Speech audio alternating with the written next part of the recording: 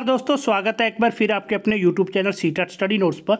CTET की preparation कर रहे स्टूडेंट के लिए आज हम लेके आए हैं एसएसटी के बहुत ही इंपॉर्टेंट 30 एमसीक्यूज आपके साथ डिस्कस करेंगे। अगर आप वीडियो को अच्छे से सुनेंगे तो बहुत से टॉपिक आपके जो रिवाइज हैं वो हो जाएंगे। जो नए स्टूडेंट हैं पहली बार चैनल पर विजिट कर रहे हैं वो चैनल को सब्सक्राइब कर प्लेलिस्ट में जाकर इससे पहले हमने एक एक टॉपिक की एनसीईआरटी की बुक्स में से क्वेश्चन लेकर अपलोड की हुई हैं, जो काफ़ी हेल्पफुल है आपकी प्रिपरेशन के लिए। काफ़ी ज़्यादा हेल्प मिलेगी क्योंकि बिल्कुल क्वेश्चन जिस तरह के एग्ज़ाम में आते हैं उसी तरह के क्वेश्चन आपको मिल जाएंगे। और एक एक टॉपिक की वीडियो है, जितने भी टॉपिक हमारे सिलेबस में हैं वो सभी हमने कवर किए हुए हैं। और एसएसटी के अलावा आपको पंजाबी पेडागोजी, एसएसटी पेडागोजी और सीडीपी की भी काफ़ी वीडियो मिल जाएंगी जो काफ़ी हेल्प करेंगे आपकी प्रिपरेशन में। तो अब तक की जितनी भी अपलोड वीडियो हैं उनका लिंक आपको डिस्क्रिप्शन बॉक्स में मिल जाएगा। उस लिंक को टच कर आप प्लेलिस्ट में जाकर वो वीडियो देख सकते हैं। तो स्टार्ट करते हैं आज का वीडियो। फर्स्ट क्वेश्चन है आज का हमारा, सर्वप्रथम किस मुस्लिम शासक ने अपनी राजधानी दिल्ली स्थानांतरित की थी? यानी कि सबसे पहले किस मुस्लिम शासक ने दिल्ली को अपनी राजधानी बनाया था? तो ऑप्शन ए है अलाउद्दीन खिलजी, ऑप्शन बी है सिकंदर लोदी, ऑप्शन सी है इल्तुमिश, ऑप्शन डी है बलबन। तो इसका जो सही आंसर है, अगर आपको पता हो तो कमेंट जरूर करें। ऑप्शन सी सही आंसर है। इल्तुमिश ने मुस्लिम शासक थे जिन्होंने सबसे पहले अपनी राजधानी दिल्ली स्थानांतरित की थी। सबसे पहले दास वंश का जो संस्थापक था या भारत में तुर्क राज का असल संस्थापक कुतुबुद्दीन ऐबक थे जिन्होंने अपनी राजधानी लाहौर को बनाया था। और उसके बाद गद्दी पर बैठे थे इल्तुमिश, जिन्होंने दिल्ली, लाहौर से दिल्ली जो राजधानी है वो स्थानांतरित की थी। नेक्स्ट है हमारा क्वेश्चन नंबर 2 है, दिल्ली सल्तनत के किस सुल्तान को उलग खां के नाम से जाना जाता है? ऑप्शन ए है ऐबक यानी कि कुतुबुद्दीन ऐबक, ऑप्शन बी है बलबन, ऑप्शन सी है मोहम्मद तुगलक, ऑप्शन डी है इल्तुमिश। सही आंसर आएगा ऑप्शन बी, बलबन। सो गयासुद्दीन बलबन पूरा इनका नाम था। और ये जब 1265 ईस्वी में दिल्ली सल्तनत की गद्दी पर बैठे थे, अधिकार किया था, तो बलबन के नाम से ये प्रसिद्ध हुए थे। और यहाँ पे क्वेश्चन ये भी पूछा जा सकता है कि दिल्ली सल्तनत का काल कौन सा था? तो दिल्ली सल्तनत का जो समा था वो 1206 में जब कुतुबुद्दीन ऐबक गद्दी पर बैठा था, वहाँ से लेकर 1526 ईस्वी यानी कि पानीपत की पहली लड़ाई तक का जो समय है उसे दिल्ली सल्तनत का समय कहा जाता है। नेक्स्ट हमारा क्वेश्चन नंबर 3 है, कुतुबुद्दीन ऐबक के संबंध में निम्नलिखित कथनों पर विचार कीजिए। पहला है यह एक तुर्क गुलाम था, दूसरा है उसने दिल्ली को अपनी राजधानी बनाया, तीसरा है उसने तराइन युद्ध के बाद भारत में सल्तनत का विस्तार किया। और इनमें से हमने बताना है कि कौन से कथन जो है असत्य है यानी कि गलत है। ऑप्शन ए है केवल पहला, ऑप्शन बी है केवल दूसरा, ऑप्शन सी है केवल तीसरा, ऑप्शन डी है पहला और तीसरा। असत्य इनमें से बताना है कौन सा है। तो यहाँ पे अगर हमने अच्छे से स्टडी की है, जैसे हमने डिटेल में अपलोड की हुई हैं, अगर आपने वो देखी हैं तो आप इसका आंसर दे सकते हैं बड़ी आसानी से। यहाँ हमने पहला ही क्वेश्चन डिस्कस किया था कि कुतुबुद्दीन ऐबक ने जो है अपनी राजधानी लाहौर को बनाया था, तो इसलिए ये जो दूसरे नंबर वाला है ये गलत है, यानी कि पहला और तीसरा, यानी कि ऑप्शन डी जो सही है। कुतुबुद्दीन ऐबक एक तुर्क गुलाम था, मोहम्मद गौरी का गुलाम था, और उसने तराइन युद्ध के बाद भारत में सल्तनत का विस्तार किया था, ये सही है। उसने अपनी राजधानी जो है लाहौर को बनाया था, दिल्ली को नहीं बनाया था, इसलिए दूसरा कथन जो है वो गलत है। नेक्स्ट है आंसर जो रहेगा वो असत्य हमने बताना था, यहाँ पे कंफ्यूज हो गए थोड़ा सा। तो असत्य केवल जो बी है वो असत्य है, गलत है। अगर सही पूछा जाए तो पहला और तीसरा जो है वो सही है। क्वेश्चन नंबर हमारा है नेक्स्ट 4 नंबर, कलहन की रचना के द्वारा हमें किस क्षेत्र के राजाओं का इतिहास पता चलता है? ऑप्शन ए है कश्मीर के राजाओं का, ऑप्शन बी है दक्कन के राजाओं का, ऑप्शन सी है दक्षिण भारत के राजाओं का, ऑप्शन डी है इनमें से कोई नहीं। तो कलहन की जो पुस्तक है उसका नाम है राज तरंगिणी, जिससे हमें कश्मीर के जो राजा हैं उनका इतिहास पता चलता है। सो ऑप्शन ए सही है। और अगर पूछा जाए कि कलहन की रचना कौन सी है तो वो है राज तरंगिणी। क्वेश्चन नंबर हमारा है 5, कौन सा अंग्रेज अधिकारी 1615 ईस्वी में जहांगीर से मिलकर मुगल साम्राज्य के सभी भागों में व्यापार करने और फैक्ट्रियां खोलने का अधिकार देने वाला एक शाही फरमान जारी कराने में सफल रहा? ऑप्शन ए है कैप्टन हॉकिंस, ऑप्शन बी है Sir Thomas Roe, option C है जोशिया चाइल्ड, ऑप्शन डी है सर जॉन गोयर। आंसर आएगा option B. So Thomas Roe जो है वो जहांगीर से जो साम्राज्य में व्यापार करने और फैक्ट्रियां खोलने का अधिकार प्राप्त करने का जो शाही फरमान था वो लेने में सफल रहा था। नेक्स्ट है question number 6, east India company ने अपनी पहली फैक्ट्री को किस स्थान पर स्थापित किया था? ऑप्शन ए है सूरत, ऑप्शन बी है कोच्चि, ऑप्शन सी है कलकत्ता, ऑप्शन डी है मसूलीपट्टनम। तो ईस्ट इंडिया कंपनी जो है पहली उन्होंने फैक्ट्री स्थापित जो की थी वो की थी ऑप्शन ए बिल्कुल सही है, सूरत में। नेक्स्ट है हमारा क्वेश्चन नंबर 7, 1857 ईस्वी में भारत का गवर्नर जनरल कौन था? ऑप्शन है लॉर्ड डलहौजी, बी है Lord William Bentinck, option C है लॉर्ड कैनिंग, ऑप्शन डी है लॉर्ड कॉर्नवालिस। 1857 ईस्वी में हम जानते हैं कि भारत की जो है एक भारत में बहुत बड़ा विद्रोह हुआ था, स्वतंत्रता की पहली लड़ाई जिसे कहा जाता है वो हुई थी। तो उस समय भारत का जो गवर्नर जनरल है वो था option C Lord Canning. Next है क्वेश्चन नंबर 8, 1857 ईस्वी के विद्रोह का तत्कालीन कारण क्या था? ऑप्शन ए है आर्थिक, ऑप्शन बी है राजनीतिक, ऑप्शन सी है सामाजिक, ऑप्शन डी है धार्मिक।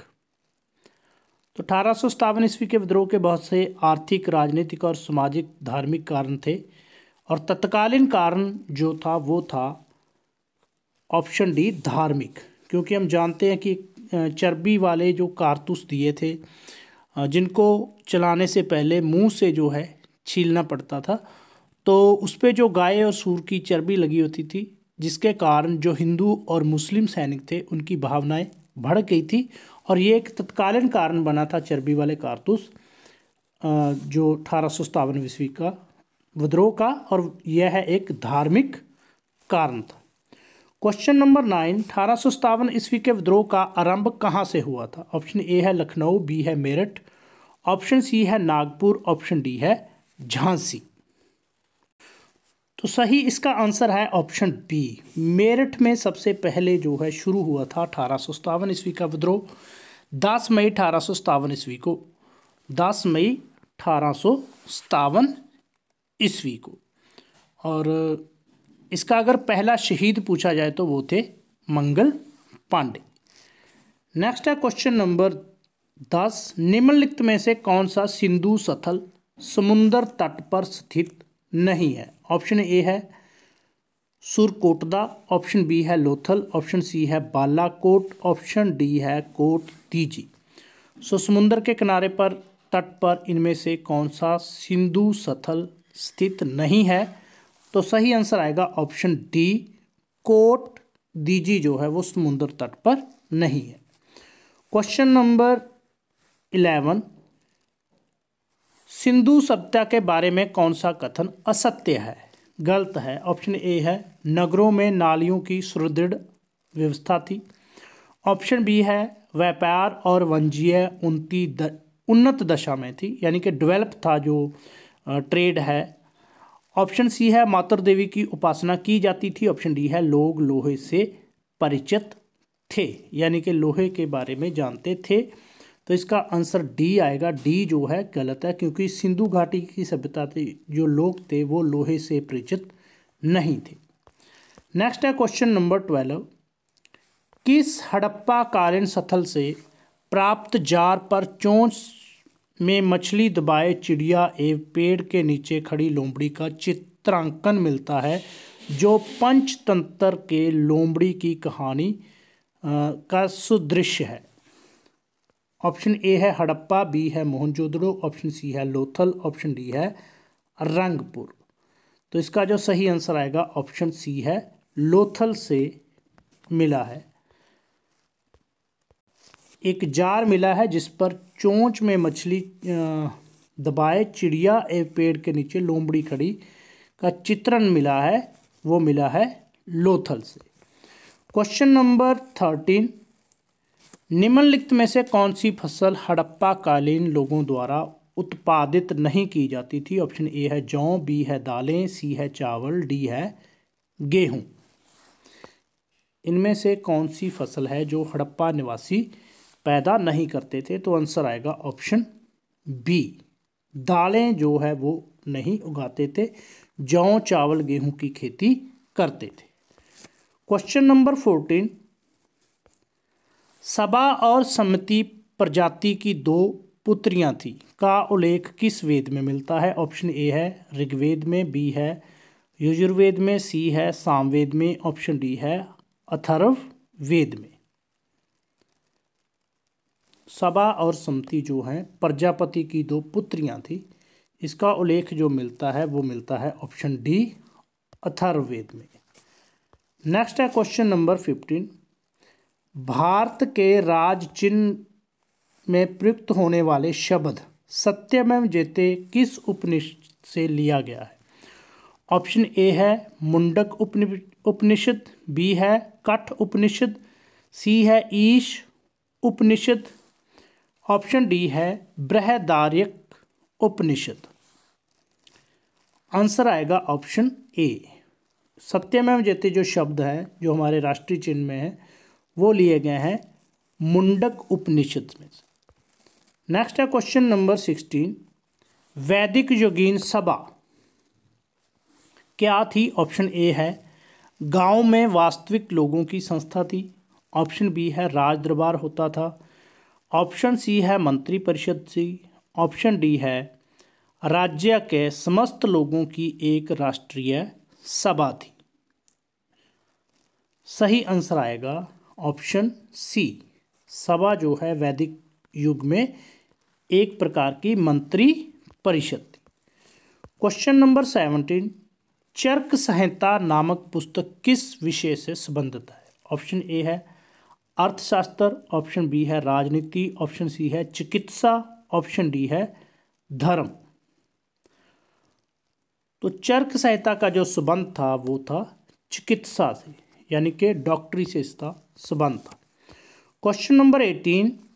ऋग्वेद में सबसे पवित्र नदी किसे माना गया है? ऑप्शन ए है सिंधु, ऑप्शन बी है सरस्वती, ऑप्शन सी है पर्शनी, ऑप्शन डी है शतुर्दी। सही आंसर है ऑप्शन बी, सरस्वती को सबसे पवित्र माना गया है ऋग्वेद में। नेक्स्ट है क्वेश्चन नंबर 19। बौद्ध धर्म यानी कि बुद्ध जो धर्म है उसको भारत में अंतिम राजकीय संरक्षण किस वंश के शासकों ने दिया? ऑप्शन ए है बंगाल के पाल, बी है गुजरात के चालुक्य, सी है अजमेर के चौहान, ऑप्शन डी है इनमें से कोई नहीं। तो बौद्ध धर्म को अंतिम राजकीय यानी कि राजनीतिक संरक्षण जो दिया था वो दिया था ऑप्शन ए है बंगाल के पाल वंश ने। नेक्स्ट है क्वेश्चन नंबर 20। कौन सी बौद्ध रचना गीता के समान पवित्र मानी जाती है? ऑप्शन ए है जातक, ऑप्शन बी है धम्मपद, ऑप्शन सी है पिटक, ऑप्शन डी है बुद्ध चरित। सही आंसर ऑप्शन बी, धम्मपद को जो है गीता के समान पवित्र माना जाता है बौद्ध धर्म में। Question number 21। 19वीं और 20वीं शताब्दी में भारत के एकीकरण में किन कारकों का योगदान रहा? ऑप्शन हमने पहले बताना है, इनको पढ़ लेना है। रेलवे, सेना, 3 नंबर पर तार, 4 है डाक व्यवस्था। तो ऑप्शन ए है केवल पहला, बी है केवल दूसरा, सी है केवल तीसरा, डी है केवल पहला, तीसरा और चौथा। सही आंसर ऑप्शन डी, पहला, यानी कि रेलवे, तार और डाक व्यवस्था ने जो भारत का एकीकरण है 19वीं और 20वीं सदी में भारत के एकीकरण में महत्वपूर्ण भूमिका निभाई थी रेलवे, तार और डाक व्यवस्था ने। और इनका जो संस्थापक है वो माना जाता है लॉर्ड डलहौजी को। क्वेश्चन नंबर 22 है, दादा भाई नौरोजी ने ईस्ट इंडिया एसोसिएशन की स्थापना कहाँ की थी? ऑप्शन ए है पूना, बी है मुंबई, सी है लंदन, डी है सैन फ्रांसिस्को। सो दादा भाई नौरोजी ने जो है ईस्ट इंडिया एसोसिएशन की स्थापना की थी, वो की थी ऑप्शन सी है लंदन में। नेक्स्ट है क्वेश्चन नंबर 23, सेफ्टी वाल्व के सिद्धांत का संबंध किससे है? ऑप्शन ए है भारतीय राष्ट्रीय कांग्रेस की स्थापना से, बी है भारत के प्रशासनिक एकीकरण से, सी है भारतीय सेना के जातीय संतुलन से, डी है भारतीय व्यापार का यूरोप में प्रतिबंध। सेफ्टी वाल्व, तो इसका जो संबंध है ऑप्शन ए सही है, भारतीय राष्ट्रीय कांग्रेस की स्थापना से है, जिसकी स्थापना 1885 ईस्वी में हुई थी। और इसकी स्थापना जो है एक अंग्रेज रिटायर्ड अफसर A.O. ह्यूम के द्वारा की गई थी। नेक्स्ट है हमारा क्वेश्चन नंबर 24, निम्नलिखित कथनों पर विचार कीजिए। ऑप्शन ए है भारतीय राष्ट्रीय कांग्रेस की स्थापना दिसंबर 1885 में हुई। दूसरा है भारतीय राष्ट्रीय कांग्रेस के पहले अधिवेशन का आयोजन मुंबई में किया गया। तीसरा है भारतीय राष्ट्रीय कांग्रेस के पहले अधिवेशन की अध्यक्षता A.O. ह्यूम ने की। सो इनमें से हमने बताना है कि कौन से कथन जो है सत्य हैं। तो पहला है केवल पहला, दूसरा है केवल दूसरा, तीसरा है केवल तीसरा, डी ऑप्शन है केवल पहला और दूसरा। तो इसका जो आंसर आएगा सत्य है ऑप्शन डी, पहला और दूसरा सत्य है। भारतीय राष्ट्रीय कांग्रेस की स्थापना दिसंबर 1885 में हुई थी, बिल्कुल सही है। और भारतीय राष्ट्रीय कांग्रेस के पहले अधिवेशन पहले अधिवेशन का आयोजन मुंबई में किया गया, ये भी बिल्कुल सही है। लेकिन भारतीय राष्ट्रीय कांग्रेस के पहले अधिवेशन की अध्यक्षता जो है A.O. ह्यूम ने नहीं की थी, उन्होंने सिर्फ इसकी स्थापना की थी। लेकिन इसकी जो पहली अध्यक्षता की थी, पहले अध्यक्ष थे वो थे उमेश चंद्र बनर्जी। सो इसलिए जो कथन नंबर 3 है वो गलत है, इसलिए हमारा जो आंसर रहेगा ऑप्शन डी, पहला और दूसरा सही है, तीसरा असत्य है। यानी कि सत्य कौन से हैं? पहले दो। ये भी पूछा जा सकता है कि इनमें से कौन सा असत्य है, गलत कौन सा अगर पूछा जाता है तो केवल 3 इसका आंसर होता। क्वेश्चन नंबर 25, निम्नलिखित कथनों पर विचार कीजिए। सेफ्टी वाल्व सिद्धांत के विरुद्ध कांग्रेस नेताओं ने तंडत चालक का सिद्धांत दिया। दूसरा है एनी बेसेंट भारतीय राष्ट्रीय कांग्रेस की पहली महिला अध्यक्ष थी। इनमें से बताना है कि कौन सा जो है सही है। केवल एक, केवल दो, दोनों गलत हैं, या डी है पहला और दूसरा दोनों सही है। तो इसका सही आंसर है ऑप्शन डी, पहला और दूसरा दोनों ही सही है। सेफ्टी वाल्व सिद्धांत के विरुद्ध कांग्रेस नेताओं ने तंडत चालक का सिद्धांत दिया था और एनी बेसेंट जो है भारतीय राष्ट्रीय कांग्रेस की पहली अध्यक्ष थी, दोनों सही हैं। नेक्स्ट है क्वेश्चन नंबर 26, निम्नलिखित में से किस अधिनियम के द्वारा अंग्रेजों ने भारत में सर्वप्रथम परोक्ष यानी कि अप्रत्यक्ष निर्वाचन प्रणाली की शुरुआत की थी? ऑप्शन ए है इंडियन काउंसिलिंग एक्ट 1861, बी है इंडियन काउंसिलिंग एक्ट 1892, सी है भारतीय परिषद अधिनियम 1909 और डी है भारतीय शासन अधिनियम 1919। सही आंसर ऑप्शन बी है। इंडियन काउंसलिंग एक्ट 1892 के तहत जो है अंग्रेज़ों के द्वारा भारत में सबसे पहले अप्रत्यक्ष निर्वाचन प्रणाली की शुरुआत की गई थी। क्वेश्चन नंबर 27 है, 20वीं सदी के आरंभ में उग्र राष्ट्रवाद के विकास के प्रमुख कारण क्या थे? ऑप्शन ए है शिक्षा और बेरोजगारी में वृद्धि, दूसरा है अंतर्राष्ट्रीय प्रभाव, सी है रेलवे का विकास। तो इनके लिए हमने बताना है कि ऑप्शन ए सही है, यानी कि पहला सिर्फ सही है, बी है केवल दूसरा, सी है केवल तीसरा, डी है पहला और दूसरा दोनों। सही आंसर आएगा ऑप्शन डी, पहला और दूसरा दोनों, यानी कि अंतर्राष्ट्रीय प्रभाव, इंटरनेशनल इफेक्ट और शिक्षा और बेरोजगारी में वृद्धि, इसके कारण जो है उग्र राष्ट्रवाद का विकास हुआ था। क्वेश्चन नंबर 28 है, निम्नलिखित में से किस राजनेता ने परंपरागत धार्मिक उत्सव का प्रयोग राष्ट्रवादी विचारों के प्रचार प्रसार के लिए किया? ऑप्शन ए है लाला लाजपत राय, बी है बाल गंगाधर तिलक, सी है अरविंद घोष, डी है गोपाल कृष्ण गोखले। आंसर आएगा ऑप्शन बी। सो बाल गंगाधर तिलक के द्वारा जो है, जो हमारे परंपरागत पुराने जो धार्मिक उत्सव थे उनका प्रयोग राष्ट्रवादी विचारों के प्रचार और प्रसार के लिए किया गया। सो महाराष्ट्र में उग्र राष्ट्रवादी संप्रदाय के सबसे प्रमुख जो प्रतिनिधि थे बाल गंगाधर तिलक, और उन्होंने 1893 में परंपरागत धार्मिक उत्सव अर्थात गणपति उत्सव में गीतों और भाषणों के द्वारा राष्ट्रवादी विचारों का प्रसार किया था। क्वेश्चन नंबर 29, निम्नलिखित में से कौन से उग्रवादी राजनीतिक गतिविधियों से संबंधित थे? ऑप्शन ए है विपिन चंद्र पाल, बी है गोपाल कृष्ण गोखले, सी है दादा भाई नौरोजी, और 4 है हमारे पास विपिन चंद्र पाल, गोपाल कृष्ण गोखले, दादा भाई नौरोजी और लाला लाजपत राय। इनमें से बताना कि कौन से उग्रवादी जो राजनीतिक यानी कि जो गर्म दलीय थे उनसे संबंधित थे। ऑप्शन ए है केवल 1, बी है केवल 2, सी है केवल 3 और 4, डी है केवल पहला और चौथा। सही आंसर ऑप्शन जो है इनका आएगा डी, विपिन चंद्र पाल जी और लाला लाजपत राय जी, ये दोनों गर्म दल से संबंधित थे, उग्रवादी राजनीतिक विचारों से संबंधित थे। क्वेश्चन नंबर 30, 1905 में बंगाल का विभाजन करने वाला वायसराय कौन था? ऑप्शन ए है लॉर्ड मिंटो, बी है लॉर्ड कर्जन, सी है लॉर्ड चैम्सफोर्ड, डी है लॉर्ड इरविन। सही आंसर आएगा ऑप्शन बी।